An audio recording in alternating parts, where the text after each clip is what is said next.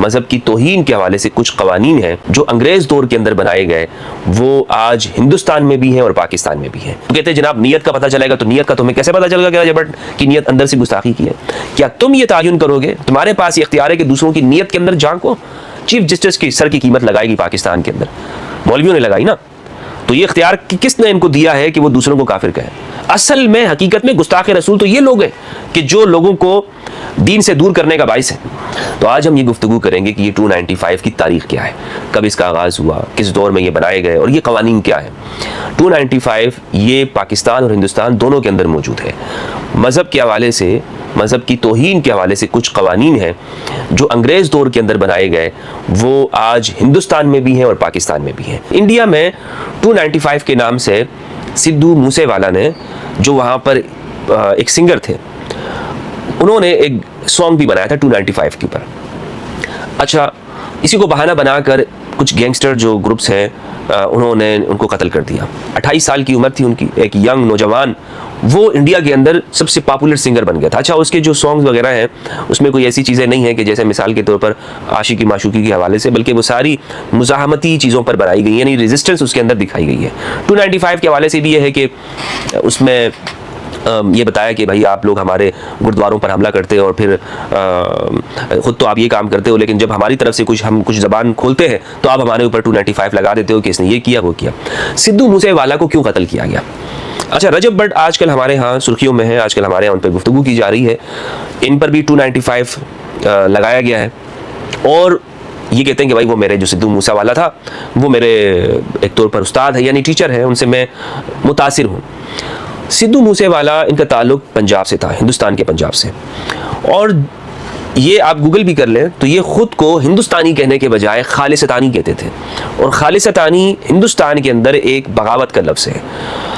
तो वक्तन फ़वक्तन ये इन पर कुछ मुकदमात हुए, ये अपनी शायरी के ज़रिए से अपनी पंजाबी कौम को और जो सिख मज़हब है उसको ज़्यादा मुतारफ़ कराते थे। अच्छा, हिंदुस्तान के अंदर जो सिख मज़हब है इनको कुछ ज़्यादा ही अहमियत नहीं दी जाती, यानी ऊंची पोस्ट के ऊपर या दूसरी जगहों के ऊपर इन पर ज़्यादा एतमाद नहीं किया जाता इस कौम पर, ख़ास तौर पर अगर किसी का ताल्लुक पंजाब की ज़मीन से और इन इलाकों से हो।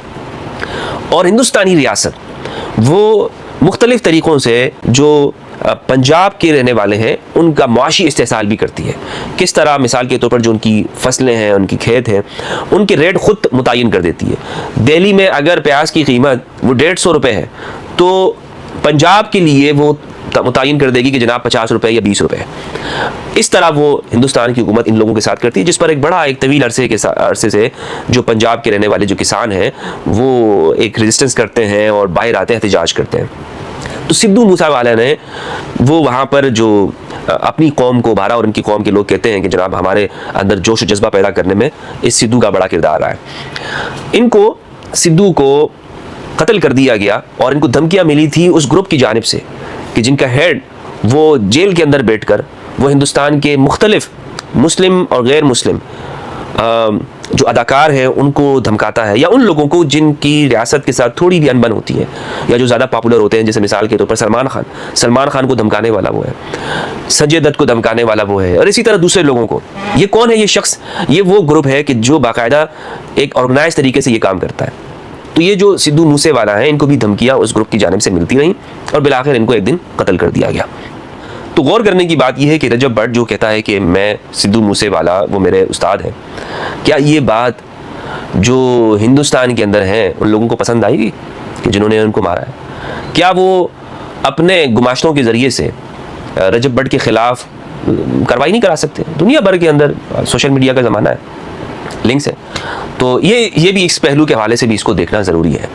तो रजब भट्ट भी मैं ये समझता हूँ कि ये मजहबी मामले से ज़्यादा एक सियासी मामला है कि जो कुछ लोग इनकी जो मशहूरी है उससे जेलिस है और वो इसको बहाना बनाते हैं। वरना आप ये देखें कि ये जो दफ़ात है, किसी भी तौर पर आप रजब के बयानात के अंदर ये नहीं देखेंगे कि वो सरकार ख़त्मी मरतबत रसूलुल्लाह सल्लल्लाहु अलैहि वसल्लम की ज़ात अक़दस पर इशारतन किनायतन भी उसने बात की हो। 295 के हवाले से ये कहना जनाब वो उन पर लगी थी, मुझ पर भी लगी, हाँ वो भी झूठी हैं। एक ये बात अगर कोई करता है और फिर परफ्यूम का नाम रखता है तो वो ये बात बताना चाह रहा है कि भाई मुझ पर ये लगी है, अब आप देख लो मैंने परफ्यूम का नाम रखा है, मेरे साथ ये चीज़ जुड़ी है। लेकिन ये मेरे पर हकीकत नहीं है, झूठी है। दोनों जानिब से आप इसके मानी ले सकते हैं। आप ये कह सकते हैं कि वो ये लोगों को चिढ़ा रहा है, ये भी आप समझ सकते हैं, या ये कह सकते हैं कि जनाब वो बता रहा है कि मेरी मजलूमियत ये है कि मुझ पर ये दफात लगी, ये भी तो हो सकती है ना। उलमा ये कहते हैं कि हम नियत को देखेंगे, तो यहाँ पे रजब भट्ट के मामले में आप नियत को क्यों नहीं देखते, वहाँ दूसरे मौलवियों के मुकाबले में आप नियत को देखते हैं। नियत अब ब्लास्फेमी का जो तायुन है वो कौन करेगा? कहते हैं कि जनाब ब्लास्फेमी या तो सामने मालूम होनी चाहिए, तो सामने तो यहाँ पर नहीं है। तो कहते हैं जनाब नियत का पता चलेगा, तो नियत का तुम्हें कैसे पता चलेगा कि रजब भट्ट की नियत अंदर से गुस्ताखी की है? क्या तुम ये तायुन करोगे? तुम्हारे पास ये इख्तियार है कि दूसरों की नियत के अंदर झांको, दूसरों की नियत में झांक कर उस पर गुस्ताख का फतवा लगा दो। किसी से भी मजहबी मामले में इख्तिलाफ हो जाए तुम्हारा, तुम उस पर कहो कि ये गुस्ताख है, ये मुशरिक, ये बिदती है, इसे जहन्नम वासिल कर दो। ये खारिजियत और तकफीरियत नहीं है तो और क्या है? फितना खारिजियत इसी का नाम तो है कि आप अल्लाह रब्बुल इज़्ज़त का वो इख्तियार के जो अल्लाह के पास है कि किसी को जन्नत में डालना, किसी को जहन्नम में डालना, ये अल्लाह का इख्तियार है, तुम्हारे इख्तियार में नहीं है। लेकिन ये क्या करते हैं? अपने हाथों में लेकर और दूसरों को, मुखालिफिन को कहते हैं ये गुस्ताख हो गया है। पाकिस्तान के अंदर अभी हाल ही में ऐसे लोग हैं कि जो दूसरों पर चीफ जस्टिस की सर की कीमत लगाएगी पाकिस्तान के अंदर, मौलवियों ने लगाई ना।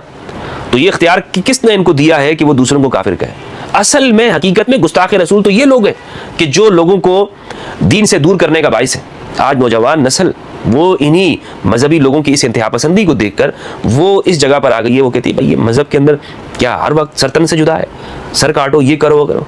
इंशाअल्लाह अज़्ज़ वजल मैं इस रिवायत पर भी गुफ्तगू करूँगा, मन सब नबीयन फ़क़्तुलूहु, कि रिवायत क्या है, क्या इसकी हकीकत हमारे इसमें हमारे मुहद्दिसीन ने क्या कहा है इसके ऊपर, ये मैं बाद में आपको बताऊंगा। लेकिन बहरहाल ये जो तौहीन रिसालत का कानून है, एक शख्स, मेरा भी ये मौक़िफ़ है कि अगर पाकिस्तान में कोई शख्स फसाद के लिए, फसाद फिल अर्ज़ के लिए वो किसी भी मजहबी शख्सियत, मुक़द्दस शख्सियत, जिस तरह अंबिया किराम अलैहिमुस्सलाम उनकी तौहीन करता है, या ख़ातमुन नबीय्यीन मोहम्मद मुस्तफ़ा सल्लल्लाहु अलैहि वसल्लम की तौहीन करता है, तो बिला शक व शुबा फसाद फिल अर्ज़ के तहत उनको सज़ा दी जा सकती है। लेकिन जनाब बहाना बनाकर किसी को, जिस तरह ये फ़िरक़ों वालों ने एक दूसरे के ऊपर बहाना बनाया, मैं आपको हकीकत बताऊं, अगर इन फ़िरक़ों वालों ने एक दूसरे के खिलाफ जो बातें लिखी है ना, आप कानों को हाथ पकड़ेंगे। इतनी मोटी मोटी किताबें इन्होंने लिखी हैं एक दूसरे के कुफ्र के ऊपर, और ऐसी बातें अल्लाह रब्बुल इज़्ज़त की शान के बारे में, रसूलुल्लाह सल्लल्लाहु अलैहि वसल्लम की ज़ात अक़दसा के बारे में क्या क्या बातें इन लोगों ने लिखी हुई हैं। कोई तो कहता है कि मेरी ये लाठी, ऐसे लोग भी, मेरी ये लाठी ज़्यादा फ़ायदा देने वाली है और पैगंबर की ज़ात से, बहुत अजीब अजीब जुमले लिखे, मैं अपनी ज़बान पे भी नहीं ला सकता। ये अगर मैंने आपके सामने ये सारी चीज़ें खोल दी तो आप कहेंगे यार ये है मौलवी, ये इनके अकीदे, ये इनके जो जिसकी ये जिन नज़रियात की ये पैरोकारी करते हैं, तो इनके ऊपर फिर ये सारी चीज़ें क्यों नहीं लगेंगी?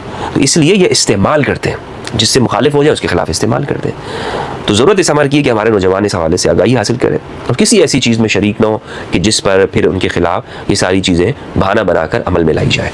अस्सलामु अलैकुम व रहमतुल्लाहि व बरकातुहू।